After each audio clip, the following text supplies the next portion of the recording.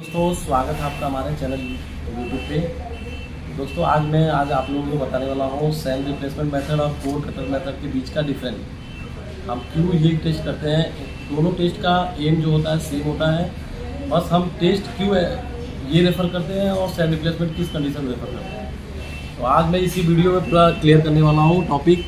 तो सबसे पहले तो मैं आप लोगों को बता दूँ कि सैंड रिप्लेसमेंट मेथड और कोर कटर मेथड का आईएस कोड कितना होता है। सैंड रिप्लेसमेंट मेथड का आईएस कोड 2720 पार्ट 29 होता है और कोर कटर टेस्ट मेथड का आईएस कोड होता है 2720 पार्ट 28। ठीक है, तो आज मैं आप लोगों को यही क्लियर करने वाला हूँ इस कंटेंट में। तो सबसे पहले आप लोग बता दूँ कि कौन कौन से ऑपरेटर्स हमको सैंड रिप्लेसमेंट मेथड के लिए चाहिए। तो एक सैंड पूरिंग सिलेंडर होता है जिसके इंटरनल पार्ट में, अंदर पार्ट में एक कोन बना होता है। ठीक है, जो कि हम लोग कैलिब्रेशन करके इसके अंदर का जो भी सैंड का वेट होता है वो निकाल लेते हैं। कैलिब्रेशन करते हैं, उसका एक वीडियो अलग बना दूंगा, आपको समझ में आ जाएगा। और एक बैलेंस होता है जिसका 30 kg कैपेसिटी होता है, आप 50 kg का भी ले सकते हो, जिसकी लिस्ट काउंट 1 ग्राम होती है। वो आपके ऊपर है, आपके कौन सा ईजिली मिल जाता है आपको। आप 50 kg का रखेंगे तो अच्छा रहेगा क्योंकि 30-200 इसका वेट होता है। और ये हमारे पास एक ट्री होता है जो कि कटिंग ट्री होता है, उसका डाया होता है 200 mm।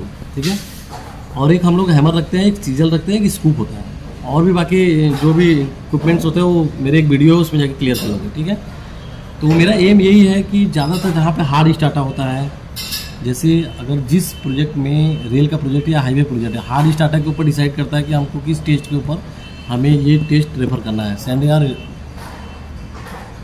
तो स्टार्टा पे ही डिसाइड करता है कि हमको कौन सा टेस्ट करना है। ठीक है, और बहुत सारे लोग जैसे कहीं रेलवे प्रोजेक्ट हो गया तो उसमें SQ1, SQ2, SQ3 टाइप का सॉइल होता है, तब हम ये देखते हैं ज़्यादातर अगर रेलवे प्रोजेक्ट में SQ1 टाइप का सॉइल पूरा फिल हो रहा है तो हम लोग क्या करेंगे कि कोर कटर ही करते हैं। बाकी हमको सैंड रिप्लेसमेंट तब करना होगा जब उसमें हम ब्लैंकेट डालेंगे।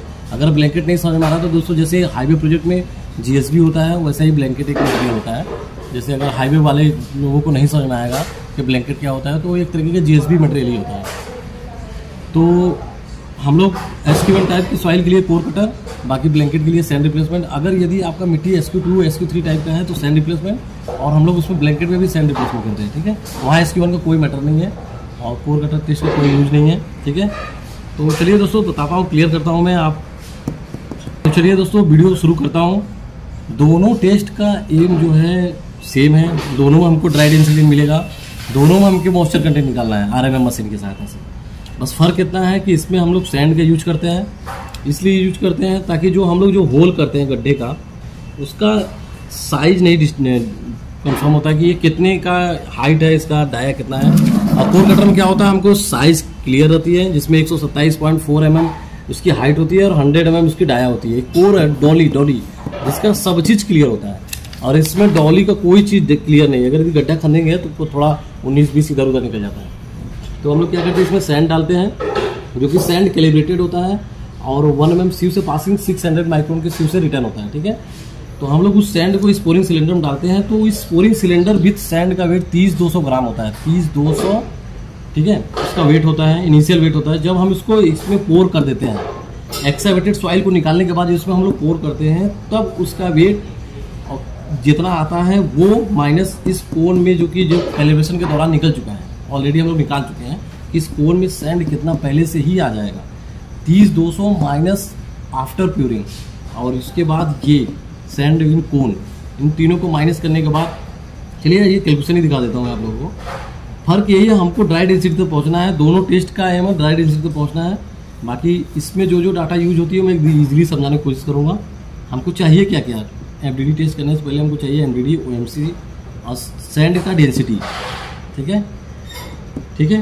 अब हम लोग जो सैंड इन कोन, ये 27-29 जो मैंने बताया कि इसका हम कैलिब्रेशन करके निकाल चुके हैं, 27-29 ये वेट हमारा मिलेगा मुझे पहले से, सैंड का डेंसिटी पहले से मिलेगा, ये OMC NDD पहले से मिलेगा, ये चारों चीज़ मेरे पास पहले से होगा। ठीक है, अब ये बिफोर प्यूरिंग मतलब इस गड्ढे में पोर करने से पहले जो सिलेंडर का वेट और प्लस सैंड का वेट था वो 30-200 था। ठीक है, अब आफ्टर प्यूरिंग जब इसने शटर हमने खोला और गड्ढे में ये हमारा सैंड चला गया, पूरा पोर हो गया, तब इस सैंड का वेट हो गया 22,960 ग्राम। ठीक है, अब इस 30-200 22,960 माइनस 27-29 किया तो मुझे मिला 4511। इस सैंड गड्ढे के अंदर जो सैंड चला गया है वो 4511 ग्राम गया है।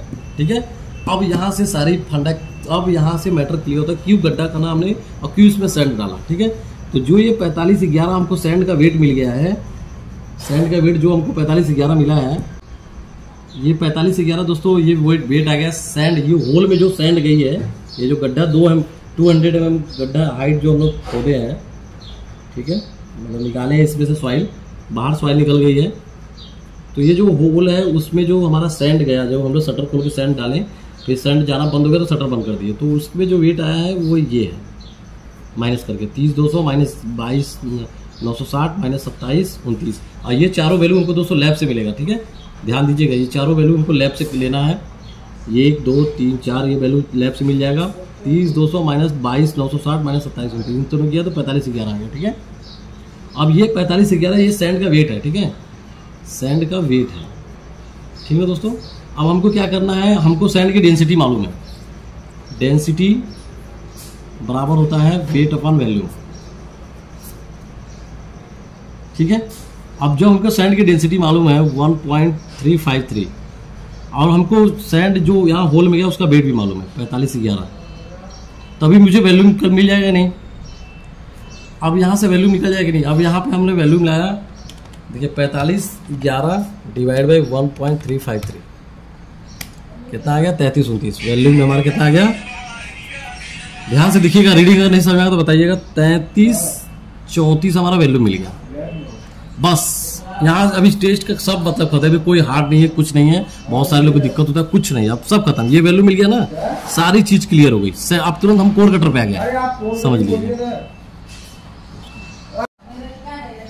दोस्तों। ये 3334 जो वैल्यू में आ गया, अब बस यहाँ से सारी टेस्ट ये पे क्लियर हो गई है। अब जो गड्ढे में से वेट निकला है, ये सॉइल हमने खोद के निकाला है, 200 mm की हाइट से गड्ढे खोद के निकाला, उसका वेट है ये दोस्तों 6 किलो 988 ग्राम। ठीक है, अब ये 6 किलो 988 ग्राम डिवाइड बाई ये वैल्यू करना है, तो मुझे अब क्या मिलेगा, बल्क डेंसिटी मिल जाएगी 2.095। ठीक है, चलिए मैं कैलकुलेशन करके दिखा देता हूँ आपको। 6988 डिवाइड बाई 3334, देखिए 2.0956। ये 5 है, इसको 6 कंसीडर कर लेंगे तो ये इसको हो जाएगा 2.095। ठीक है, अब ये 2.095 ये हमारा बल्क डेंसिटी हो गया। ठीक है, अब ड्राई डेंसिटी बराबर फॉर्मूला होता है ड्राई, ये भी क्लियर करूँगा कहाँ से आया। ड्राई डेंसिटी बराबर bulk density divide by 1 plus moisture content. ये कहाँ से आया ये भी एक बार प्रूव करके दिखा दूंगा आप लोगों को, तो ये नेक्स्ट वीडियो में समझिएगा। अभी आप ये समझिए कैसे होता है। बल्क डेंसिटी कितना है 2.095, 1 प्लस मॉइस्चर कंटेंट कितना है दोस्तों 10 है। ठीक है, तो 10 डिवाइड बाई यहाँ पे हमसे देखिए 10.05 है, 10.50 है, डिवाइड बाई 100 कितना हो जाएगा 0.105।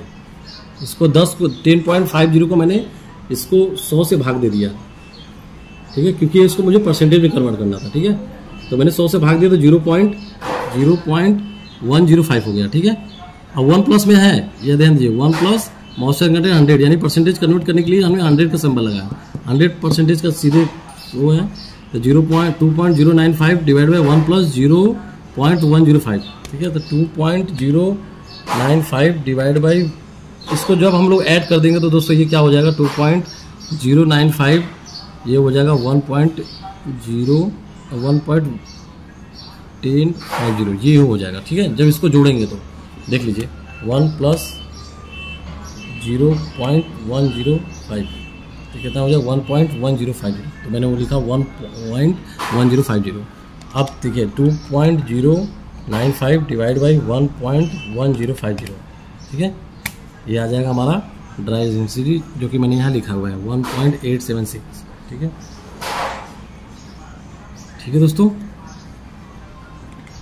2.095 डिवाइड बाई 1.1050 दोस्तों, ये हमारा ड्राई डेंसिटी, ये गलत हो गया थोड़ा, 1.8956 ये हमारा ड्राई डेंसिटी एक्चुअल है।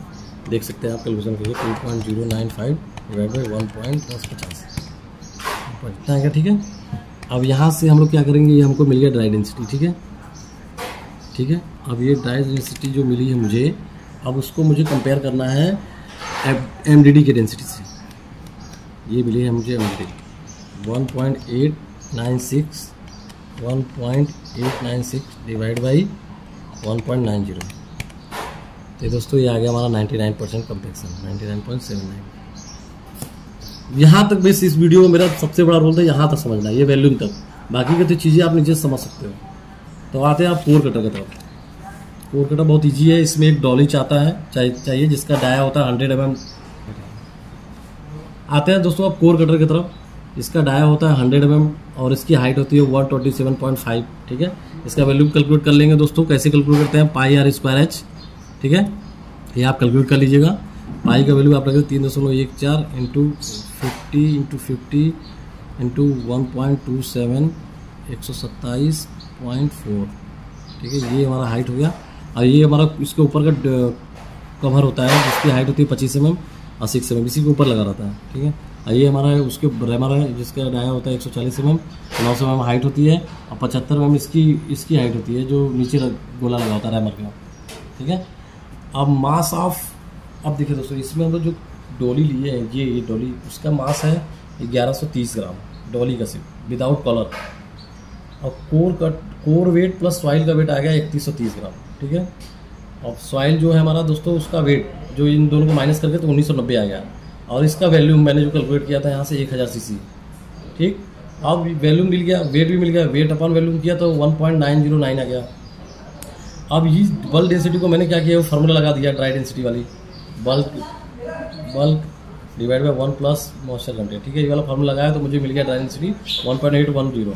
ठीक है, अब ये डेंसिटी और ये जो हमने लैब से लेके आया है एमडीडी किया तो मुझे ये मिल गया कॉम्प्लेक्स। वीडियो अगर अच्छा लगा तो लाइक करिए और सब्सक्राइब करिए, अपने दोस्तों के साथ शेयर करिए। Thank you for watching.